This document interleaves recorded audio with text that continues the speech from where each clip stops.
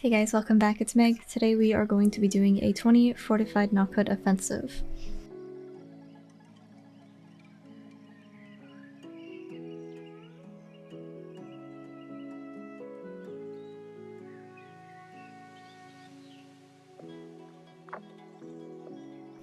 This first pull does not go as planned because I die almost immediately.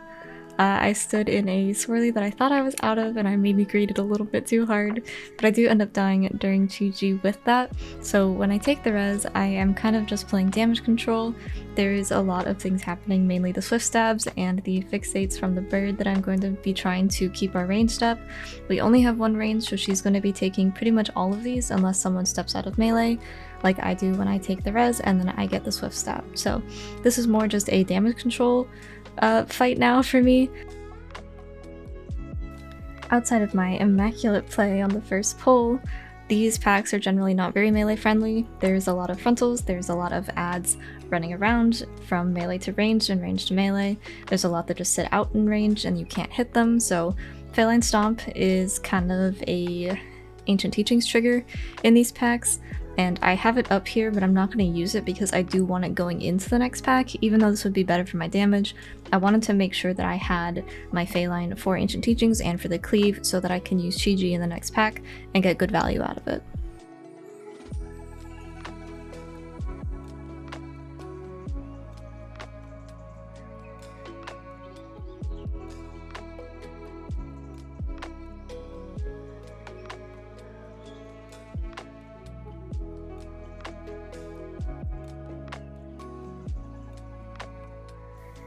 We are mostly melee. Our one range player is a warlock, so she's pretty tanky, but she is still my main focus when it comes to healing because most of the damage that the melee are taking in this case is going to be taken care of by Ancient Teachings, whereas she will get the swift stabs and the fixates from the birds and everything like that, so she is in a lot more danger than the melee are in this pack. That's really not common, but it is just something to be aware of, that the ranged are going to be under fire in this section of the dungeon.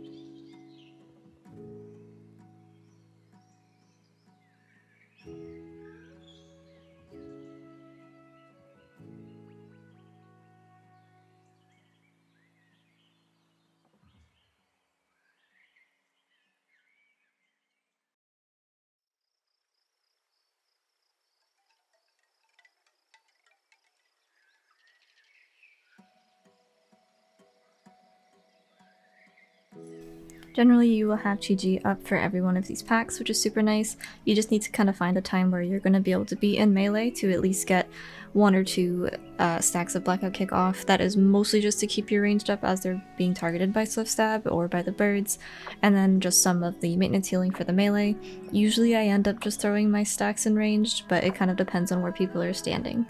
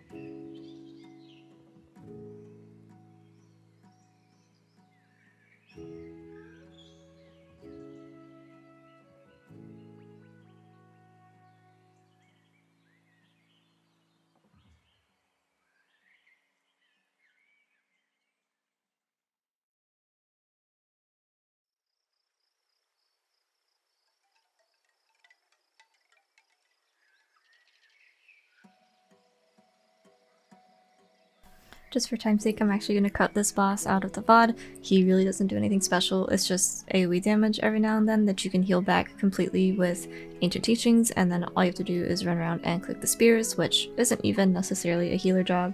Typically a ranged will do it, but this boss doesn't really need a tutorial, it's pretty tank and spank.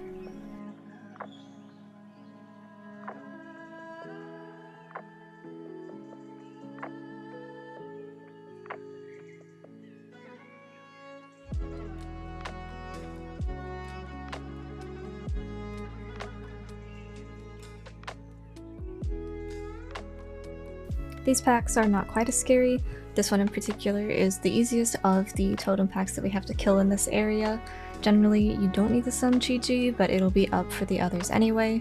I went ahead and pulled these just because I do have Torrent. I got meleeed, but it's alright, because they will die instantly after their shields are removed. If you don't have Torrent, you can just kill them normally, or any other kind of Master Spell works.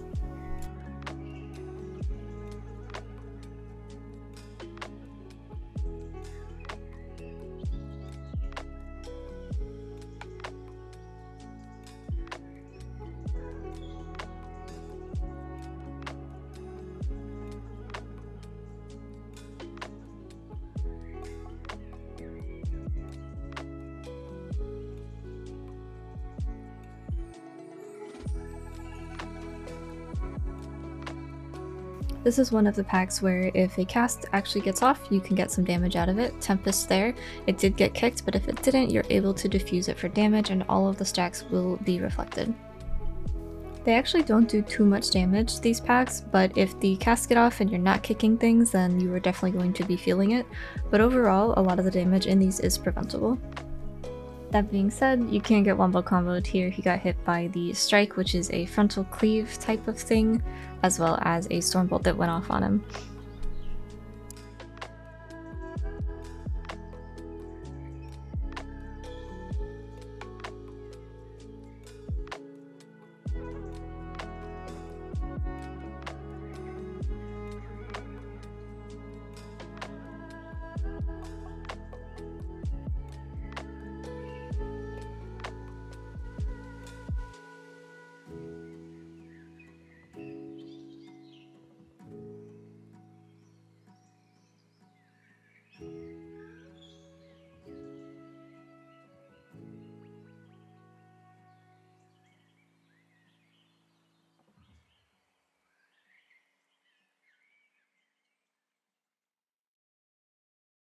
There are a lot of kicks in this pack, and it's very likely that some of them will be going off, especially if you have a ranged heavy comp where you have longer kicks. Chi-Chi is able to cover most of it, but once that goes away, you definitely need to be back onto checking out any of the stops that you have, sweep, drop, para, or your actual kick. Those are all very helpful. But you do have to be aware that you are going to want your Ring of Peace available for when Sanguine happens.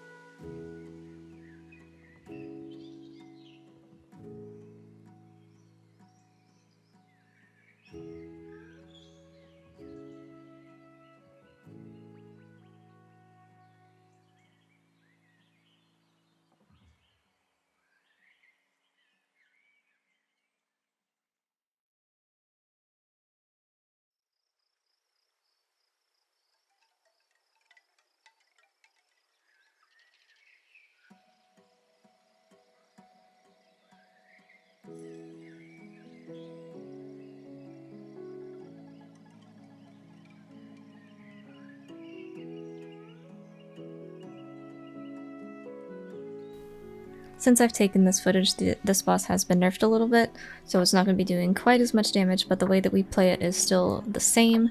You want to spend a majority of the fight doing hot maintenance and collecting orbs. This is going to be your saving grace for this guy, considering it is a healing and a damage amp.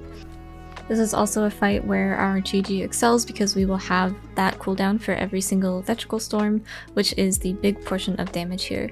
So you can see that we also have Thundering, which was a very lucky spawn, but you do have to keep in mind that you are going to have to clear while also being spread around the room. So I always like to have people clear on me because I am in melee. I need to be doing my GG rotation as well as kind of collecting orbs to refresh my duration on them.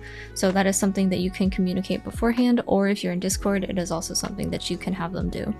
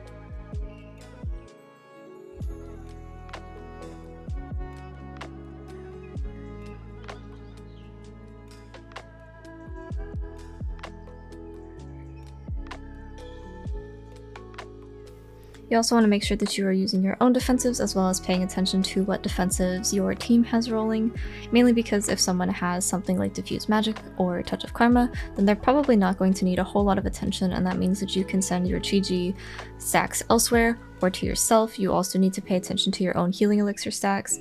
That is, I consider it a cooldown, just because it will free up either an instant Vivify or an instant Enveloping Mist for someone else.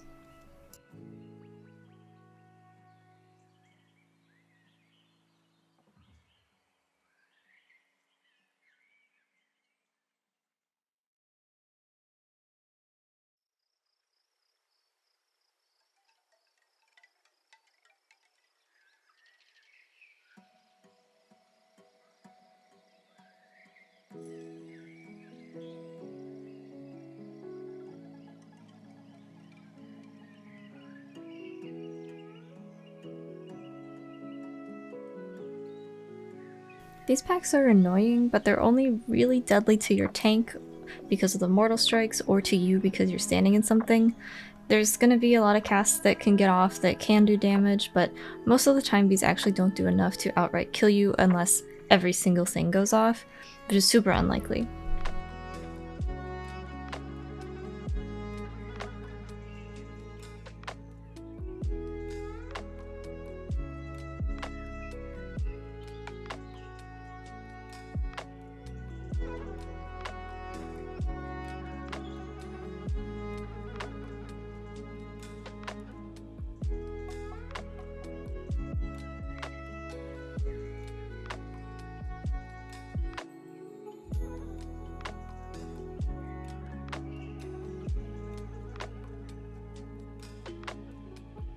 Typically for these polls, because there are so many casters that like to just stand there, we will have some leftover trash from the previous pack because it healed through Sanguine. So I don't get a whole lot of opportunity to drink here, but it is a situation where you don't need a whole lot of mana to begin with, because when there is packs that actually require healing, you should have GG available.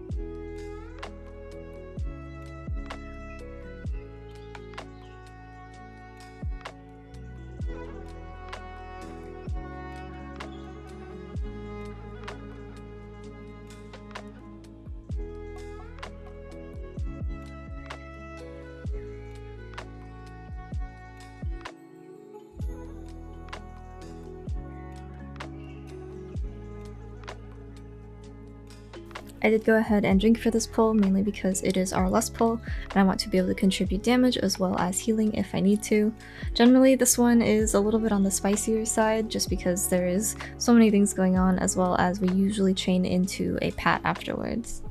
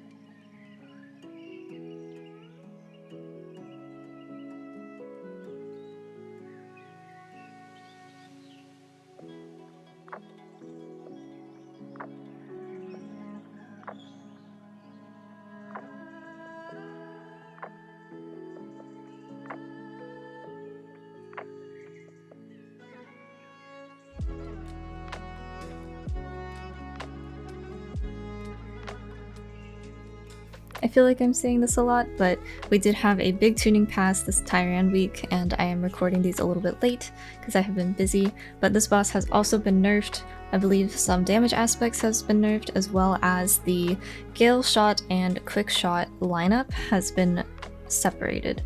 She used to queue up a quick shot immediately after the Gale arrows went off, like you'll see here, but that has been delayed so that you're not going to get one-tapped if you don't have a defensive or if you're on a high enough key where it does that much damage. That interaction has been separated out, so you have a little bit more time to react to who's going to be getting quick shot out of that Gale arrow. So that was a really good change on that part. So that is going to be the main difference you see in this fight. But otherwise, it is exactly the same. You're going to have to get a little creative with your Fey lines, and you're going to just have to pray for resets on this.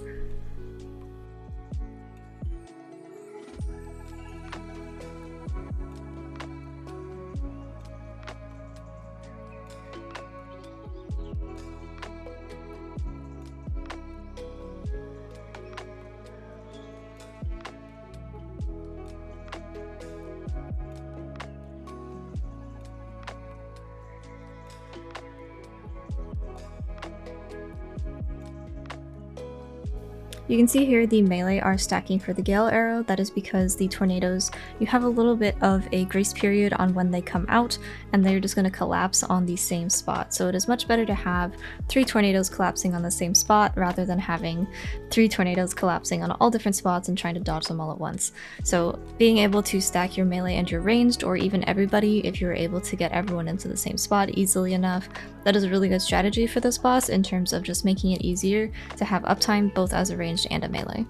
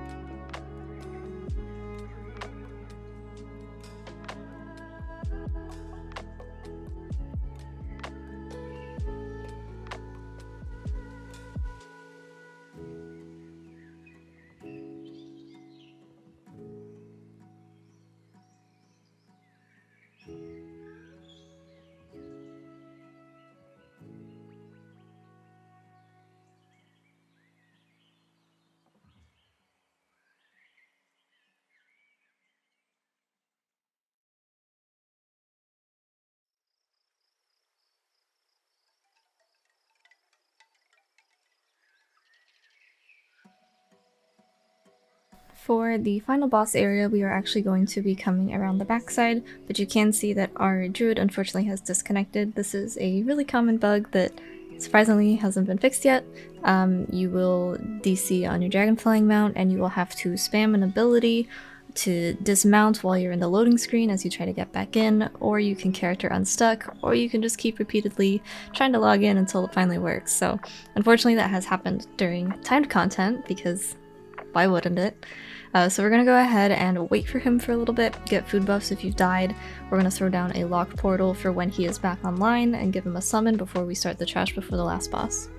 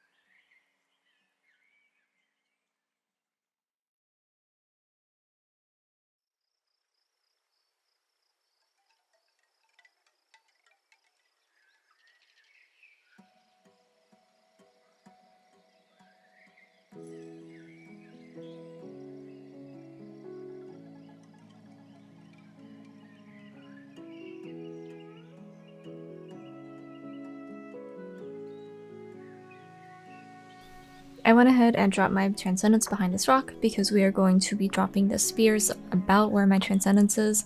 This way when he charges afterwards, he won't charge all the way through and he will instead just hit the rock and stop the charge.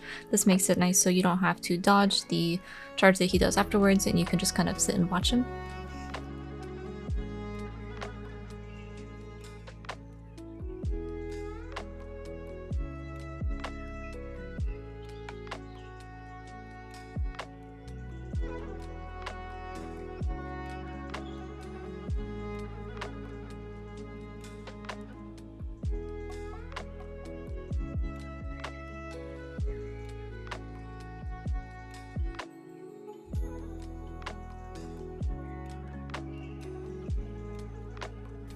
This is about where the boss gets a little spicy, so these unfriendly mobs are going to turn hostile, and I'm going to go ahead and just pop Crane on the first one. Even though I'm not cleaving off of anything, I do still want to be building my stacks.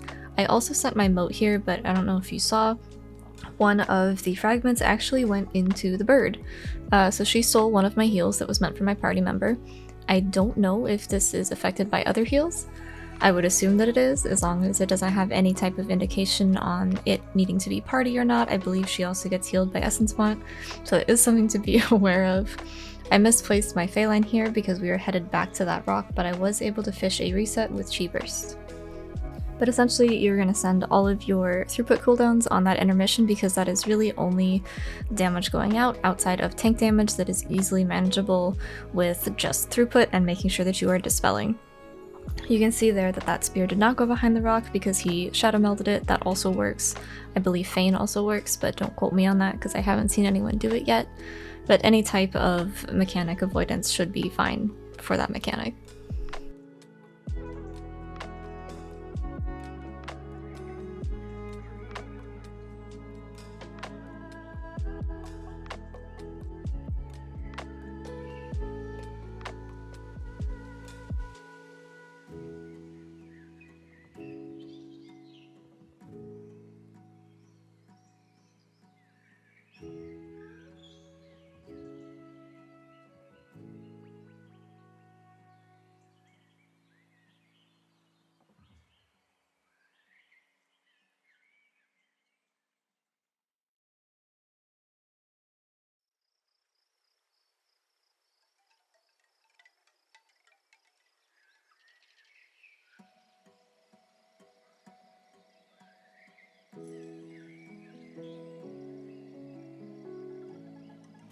And you can see the overall here. Once again, Ancient Teachings did about 11 million. That is more than twice what Vivify did, with Birdkeepers close behind Vivify there.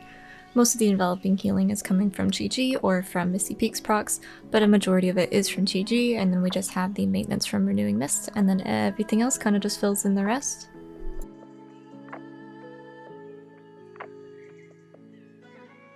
When it comes to damage, I could definitely be more aggressive in here with Spinning Crane Kick. I could also run Tiger Statue, but from the footage for a lot of these, it is most likely my first time seeing it on a 20, just because I want to get this content out to you guys so you can kind of see how it's done, and then I will start to fine-tune things like aiming for more damage later, but I hope that this video was helpful.